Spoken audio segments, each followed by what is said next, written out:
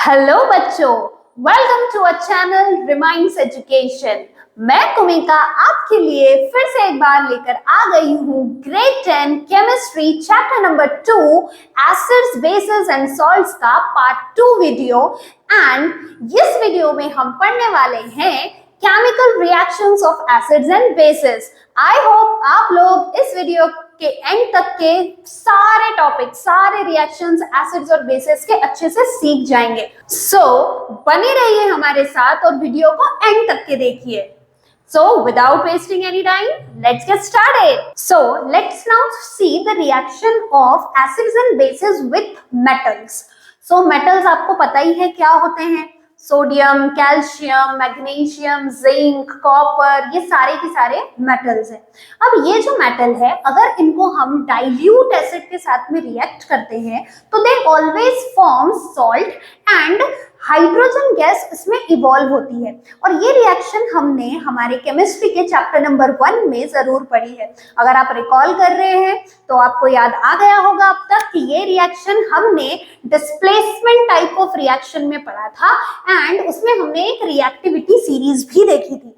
जितने भी metals reactivity series में हाइड्रोजन के अबव है, वो सारे के सारे मेटल्स हाइड्रोजन को डाइल्यूट एसिड्स में से डिस्प्लेस करके ये रिएक्शन शो करेंगे। और इन मेटल्स को हम बोलते हैं एक्टिव मेटल्स, जैसे सोडियम, मैग्नीशियम, जिंक, ये सारे जो है ये है एक्टिव मेटल्स एंड ये डाइल्यूट एसिड में से हाइड्रोजन को डिस्प्लेस कर देते हैं और सॉल्ट का फॉर्मेशन कर लेते हैं। हम अगर इसका एक और एग्जांपल देखें तो हम मैग्नीशियम को एज एग्जांपल ले सकते हैं। अगर मैग्नीशियम H2SO4 के साथ में रिएक्ट कर रहा है डाइल्यूट H2SO4 के साथ, तो ये बना लेगा सॉल्ट मैग्नीशियम सल्फेट एंड इसके साथ में ये इवॉल्व करेगा हाइड्रोजन गैस।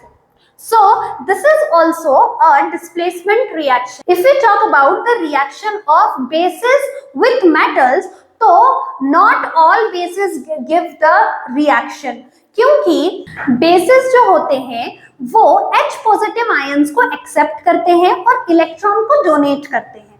उसी तरीके से जो मेटल्स होते हैं वो भी इलेक्ट्रॉन डोनर होते हैं। अब दोनों ही अगर इलेक्ट्रॉन डोनर रहेंगे तो रिएक्शन होगी कैसे? इसीलिए बेसिस के साथ में ये रिएक्शन नहीं हो पाती है। बट हाँ, कुछ एक्सेप्शन जरूर है, जैसे कि कुछ एम्फोटेरिक मेटल्स होते हैं जैसे कि जिंक एंड एल्यूमिनियम, वो इस रिएक्शन को शो करते हैं। जैसे कि यहाँ पे दिया है, जिंक जो है अगर सोडियम हाइड्रोक्साइड के साथ रिएक्ट करता है तो वो भी ये रिएक्शन शो करके हाइड्रोजन को डिस्प्लेस कर देता है।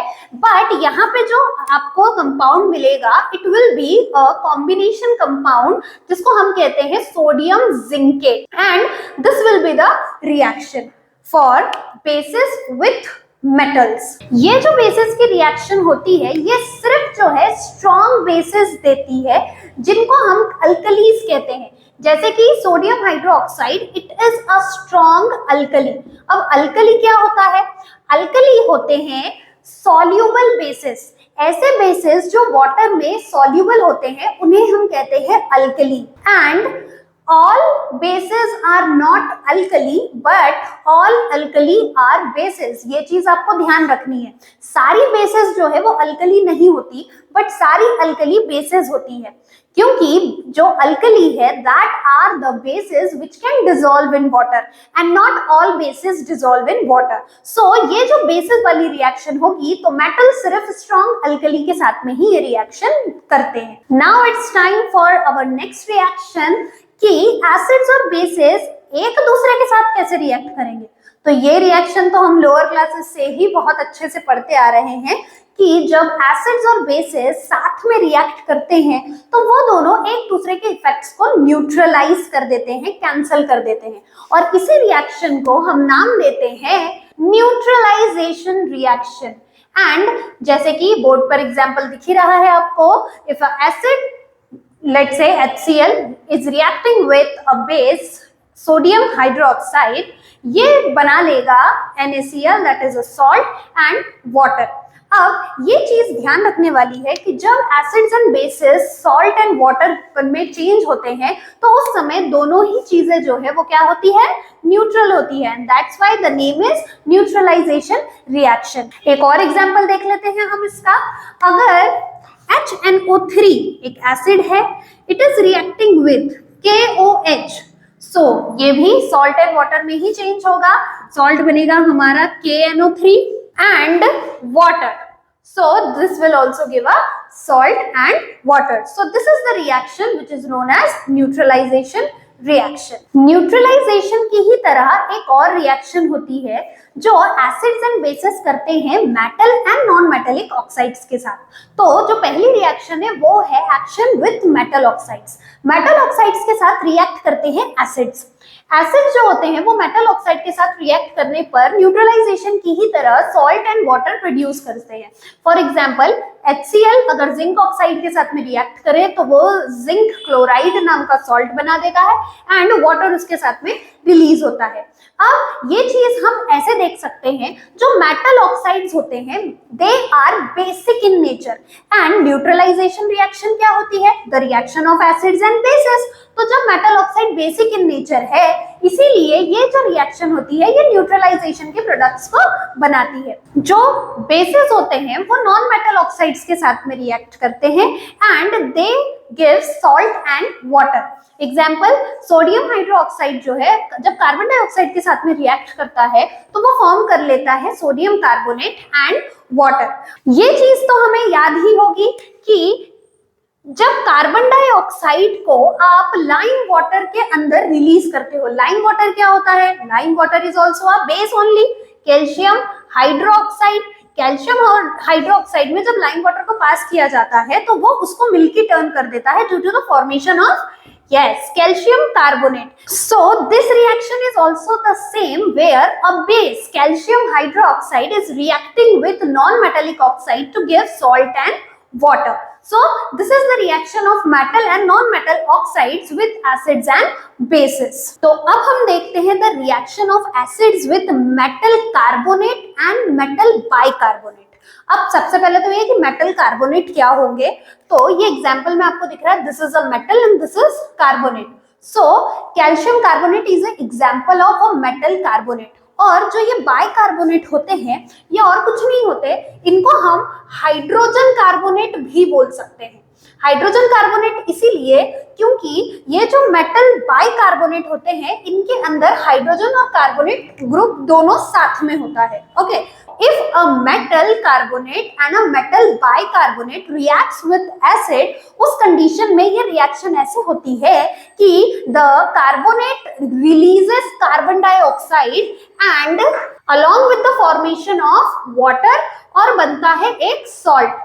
So इस रिएक्शन को आप इस तरीके से लिख सकते हैं कि when a metal is reacting with acid तो जो प्रोडक्ट बनेंगे वो होगा salt, वाटर एंड इसके साथ कार्बन डाइऑक्साइड गैस भी रिलीज होगी। अब ये जो कार्बन डाइऑक्साइड गैस होती है ये आती है इस कार्बोनेट ग्रुप के पास से। Okay, and same reaction metal bicarbonate के साथ में भी होता है। When it reacts with N acid it gives salt, water and carbon dioxide gas. So this is the reaction of acids with metal carbonate and metal bicarbonate. इसमें आप एक चीज याद रखना, ये जो कैल्शियम कार्बोनेट हम पढ़ रहे हैं this is a very important compound, क्योंकि if we talk about limestone, marble, chalk and eggshell, ये सारी ही चीजें जो है इनका जो केमिकल फॉर्मूला है वो है calcium carbonate. So if a question comes on this substances तो आपको फॉर्मूला में कैल्शियम कार्बोनेट ही लिखना है। ये सारे जो सब्सटेंसेस है इनका केमिकल फॉर्मूला कैल्शियम कार्बोनेट ही है। एसिड, बेस, न्यूट्रल, ये तीनों चीजें तो हमें बहुत अच्छे से समझ आती है, लेकिन इनके अलावा भी एक और टर्म है जो आपको जानना बहुत जरूरी है और वो टर्म होती है एम्फोटेरिक। ये जो टर्म है this is very important because बहुत सारे ऐसे सब्सटेंसेस होते हैं, ऐसे कंपाउंड्स होते हैं जो एसिड भी नहीं होते, बेस भी नहीं होते और न्यूट्रल भी नहीं होते। तो वो होते क्या है? तो वो होते हैं एम्फोटेरिक। इसका बेस्ट एग्जांपल है वाटर। हम ऐसा बोलते हैं कि जो हमारा पानी है, जो वाटर है, वो न्यूट्रल होता है, बट सिर्फ जो डिस्टिल्ड वाटर होता है that is neutral. Only distilled water is neutral. बाकी जो हम लोग टैप वाटर यूज करते हैं, टैप वाटर कंटेन्स मिनरल्स, इसीलिए तो टैप वाटर जो है इलेक्ट्रिसिटी को कंडक्ट करता है। सो ये जो टैप वाटर की अगर हम बात करें तो it is not neutral but it is amphoteric in nature. अब एम्फोटेरिक का मतलब क्या? तो एम्फोटेरिक का मतलब ये होता है कि it behaves as an acid and base both at certain conditions. और वो सर्टेन कंडीशंस क्या होगी? अगर सामने वाला कंपाउंड बेस है तो that will behave as an acid, और अगर सामने वाला कंपाउंड एसिड है तो that will behave as a base. इसको आप ऐसे बोल सकते हो, कभी एसिड कभी base. So according to the situation, जो सब्सटेंसेस एसिड और बेस दोनों की प्रॉपर्टीज को शो करते हैं उनको हम कहते हैं एम्फोटेरिक। और सिर्फ वाटर एम्फोटेरिक नहीं होता, वाटर के अलावा भी बहुत सारे ऐसे कंपाउंड्स हैं, जैसे हमने पढ़ा था zinc oxide. Zinc oxide is also a amphoteric oxide, मतलब ये एसिड के साथ में बेस की तरह बिहेव करता है और बेस के साथ में एसिड की तरह बिहेव करता है। That's why it was able to show the reaction with NaOH and उसमें सोडियम जिंकेट का फॉर्मेशन हो रहा था, है ना। एंड इसके अलावा aluminium oxide that is also amphoteric oxide. अब अगर हम बात करें वाटर की, तो वाटर में रिएक्शन कैसे होती है? तो if it is a molecule of water and it is reacting with another molecule of water, तो लेट्स से ये वाला जो वाटर है ये एसिड की तरह बिहेव करेगा, तो इसके जो बाद वाला जो इसके साथ में रिएक्ट कर रहा है, because water is a amphoteric oxide, okay, so ये वाला जो वाटर है ये बेस की तरह रिएक्ट करेगा। एंड बाद में क्या होगा? जो बेस होता है वो अपना रिएक्शन शो करेगा, तो जो एसिड है वो इस तरीके का एक हाइड्रोनियम आयन बनाएगा एंड जो बेस होगा वो OH नेगेटिव में चेंज हो जाएगा। सो वाटर जो है इस तरह की रिएक्शन देता है and that's why it is able to conduct the electricity and show the amphoteric behaviour. So ये वाटर की रिएक्शन। नाउ ये रिएक्शन होती कैसे है? तो वाटर का होता है डिसोसिएशन।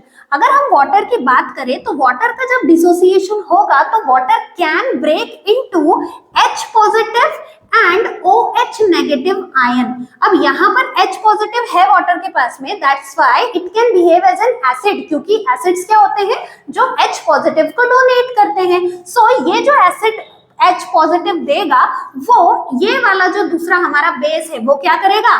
एक्सेप्ट कर लेगा, और ये एक्सेप्ट करने पर ये हाइड्रोनियम आयन का फॉर्मेशन कर लेगा। So this is the reaction of dissociation of water and that's why water is known as a amphoteric oxide. Now let's talk about the reaction of water with acid and base.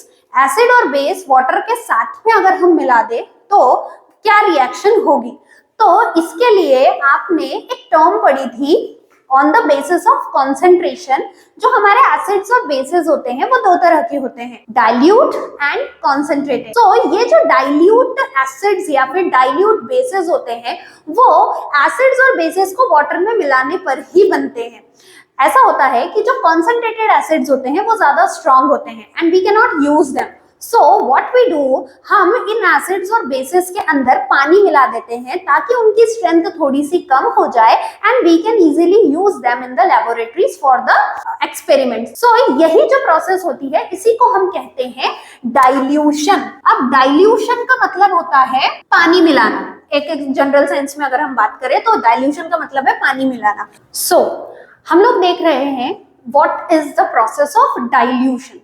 So dilution is a process in which we add acid or a base into water. अब इस process में होता क्या है? तो dilution की जो process होती है, जब एसिड में, लेट्स से हम पहला एग्जांपल ले रहे हैं एसिड का, उसके अंदर जब हम वाटर को ऐड करते हैं तो एसिड्स और बेसिस जो होते हैं वो सॉल्युबल होते हैं वाटर में, तो जब वो डिसॉल्व हो जाते हैं तो हमें पता ही है, let's say an example of HCl and water, अगर हम इसके अंदर देखें तो ये जो वाटर है नाउ इट विल बिहेव, ये एसिड के साथ में है, तो अभी हमने देखा कि वाटर इज एम्फोटेरिक, तो ये एसिड के साथ में है तो it will behave as a base, और ये जो एसिड है ये अपना H पॉजिटिव आयन इस बेस को डोनेट कर देगा, तो there will be a formation of H3O positive, that is a hydronium ion. Okay, and this hydronium ion के फॉर्मेशन के साथ में यहाँ पर Cl नेगेटिव भी बनेगा and a lot of heat will be produce because this process is a exothermic process, and इस process में जो हाइड्रोनियम आयन है, अब देखो यहाँ पे बन तो हाइड्रोनियम आयन गया है तो H पॉजिटिव तो यहाँ पर कम हो गया है, तो इसीलिए डाइल्यूशन की जो डेफिनेशन बनेगी वो कुछ ऐसी होगी कि dilution is a process of the decrease of H positive ion या फिर the decrease of acid per unit volume of the solution. ऐसा ही सेम अगर हम किसी बेस के साथ में इसको रिएक्ट करवाएंगे, सो व्हाट विल हैपन, यहाँ पर हाइड्रोनियम आयन का फॉर्मेशन तो नहीं होगा, बेस का आयोनाइजेशन होगा और Na positive and OH negative का फॉर्मेशन हो जाएगा।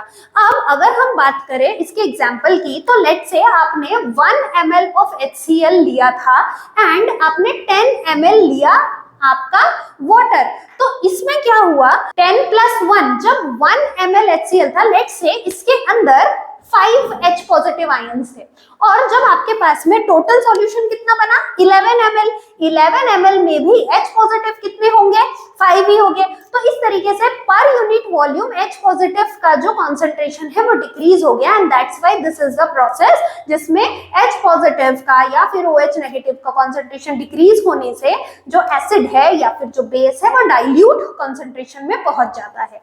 एंड ये चीज ध्यान रखना कि ये जो प्रोसेस होती है इस समय, क्योंकि अ lot of heat is evolved, जो आपके एसिड और बेसिस है वो तुरंत वेपराइज हो जाते हैं, एंड दैट्स व्हाई कभी कभी डेंस फॉग नजर आता है जब आप डाइल्यूशन की प्रोसेस को अंडरगो कर रहे हो। Now there are certain precautions that you have to take care of while diluting an acid and a base. As it is a exothermic process, आपको ये बात का ध्यान रखना होगा कि आप हमेशा वाटर में एसिड या बेस को ऐड करेंगे, ना कि एसिड या बेस में वाटर को ऐड करेंगे। इसका रीजन ये है, as this process is exothermic, heat बहुत ज्यादा प्रोड्यूस होती है, तो जिस भी कंटेनर में एडिंग होगी उसके स्पिलिंग के चांसेस बहुत ज्यादा है, and that's why to avoid this हम वाटर के कंटेनर में हमेशा एसिड को ऐड करते हैं।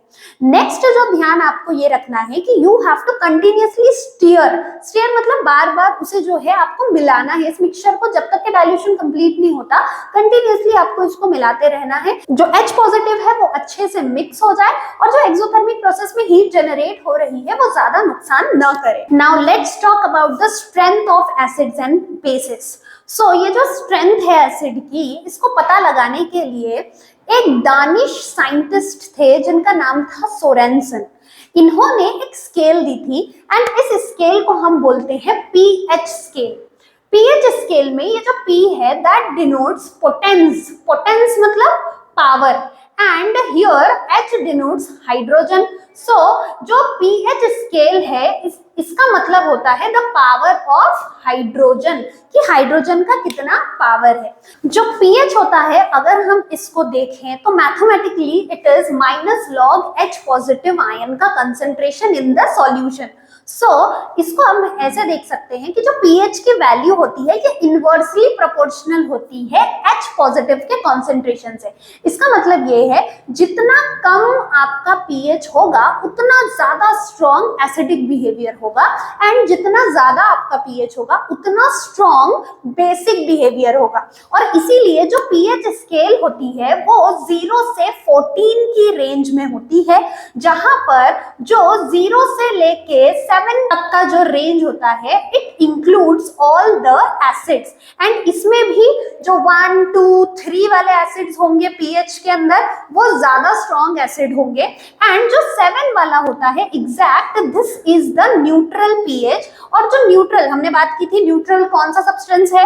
यस, डिस्टिल वाटर जो है this is a neutral substance. तो डिस्टिल वाटर जो होता है उसका पीएच होता है 7, एंड जो 7 के अबव जितने भी पीएच है 14 तक के वो सारे होते हैं अल्कलाइन पीएच, एंड जितना ज्यादा पीएच का वैल्यू होगा उतना ज्यादा आपका अल्कलिटी बढ़ेगी। इसका मतलब ये है कि H पॉजिटिव का कंसंट्रेशन जितना ज्यादा, pH उतना कम, और OH नेगेटिव का कंसंट्रेशन जितना ज्यादा, pH उतना ज्यादा।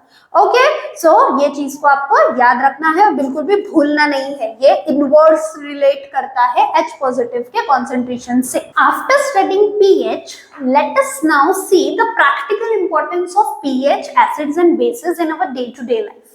So अगर हम देखें कि कहाँ पर ये पीएच इतना इंपॉर्टेंट है या कैसे हम इसे हमारे डे टू डे लाइफ में यूज कर सकते हैं, सबसे पहला इंपॉर्टेंस अगर हम देखें तो पीएच जो है सब्सटेंसेस की एसिडिटी और जो उसकी अल्कलिटी है ये बताने में बहुत ज्यादा इंपॉर्टेंट रोल प्ले करता है।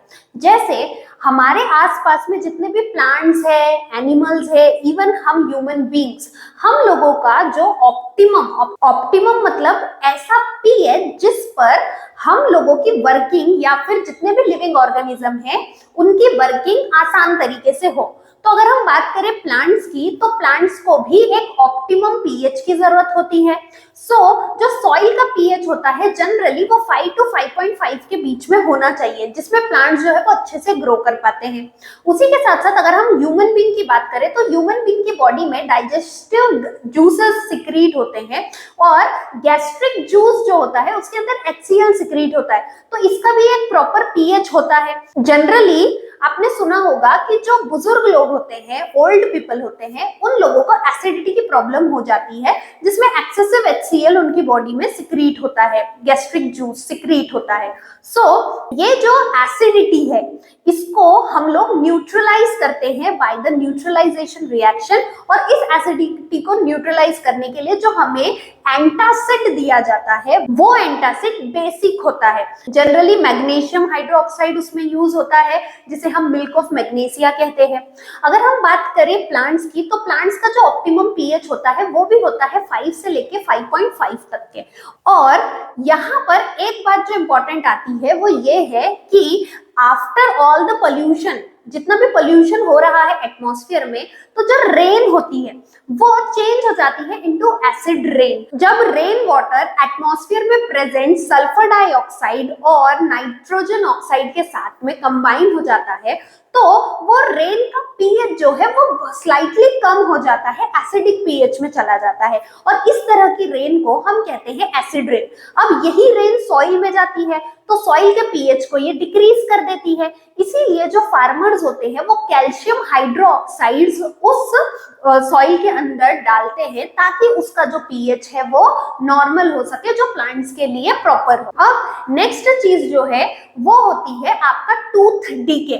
आपका जो टूथ डीके है, टूथ डीके मतलब दांतों का सड़ना, ठीक है, ये होता किसकी वजह से है? ये होता है जब माउथ के अंदर एसिड्स जो है वो बन जाते हैं।